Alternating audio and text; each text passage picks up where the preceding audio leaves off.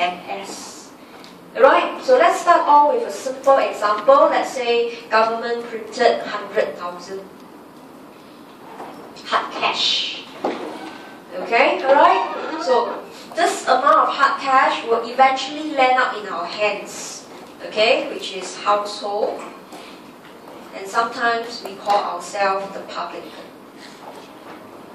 Alright, so whenever government print money, okay, it will eventually land into our hands. Okay, so for household, he will make two decisions. Alright, okay, one is he will hold a portion as currency. So we denote it as C. So be careful, alright, whenever I say C here, it's not consumption anymore. It's just based on your money supply. A fraction you will put as currency.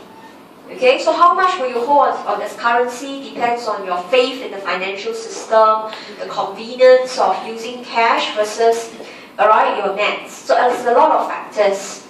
Okay, then the balance you will put in the bank as deposits because that allows you to earn some interest rate, and of course it's convenient. You don't need to walk around with bags of cash.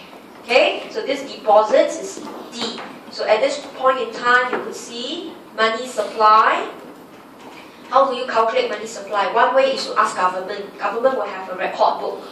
Another way is to measure C plus D.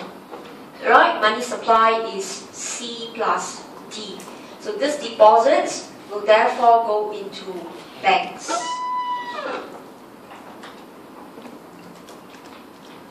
Right? So banks has a very unique way of operating. We call it the fractional reserve banking. When deposits reach the banks, okay, the banks will split the money into two segments. Right? So come back to our example. Let's say government printed 100,000 cash. Household choose to hold 90,000 as currency. Then deposit is 10,000. But banks will not immediately lend out our 10,000. They are not allowed to do so. First, they must observe, alright, okay, a ratio known as the reserve requirement, R%. Okay, example, 10%. So this is known as your reserves. So this amount of money, which in this case amount to 1,000, you cannot lend out. Right? This amount has to be recorded and the central bank will check on you every day. Now in the olden days, the bank has to send the money to the central bank every day. Right? They count their deposits. That's why in the olden days, banks close very early. Because after they close their books, they must take out the R%, send it to central bank. Then every day they go and take. Right? That's the olden days of banks operation. But nowadays you don't need. You just look at computer records. Alright, so what is this R for? This R is actually in case your depositors come up and withdraw. Alright, okay, how much is the R? It's of course not 10%. In the real world, it's actually much higher. Okay, but how much is the R is to ensure when depositors come and withdraw, you have sufficient funds. Okay, so you cannot touch this fund. Okay, then the balance, okay, would be known as your excess reserves.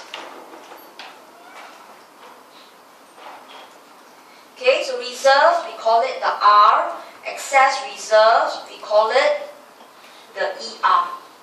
Okay, so based on our numerical example, our ER would be $9,000. Now, the traditional role of banks, okay, they do not sit on 9,000. Remember, for deposits, you must pay them interest rate. So if you hold on to the 9,000, you won't do anything. You won't earn interest rate. Alright, so in this case, this 9,000, traditionally, you should actually lend out.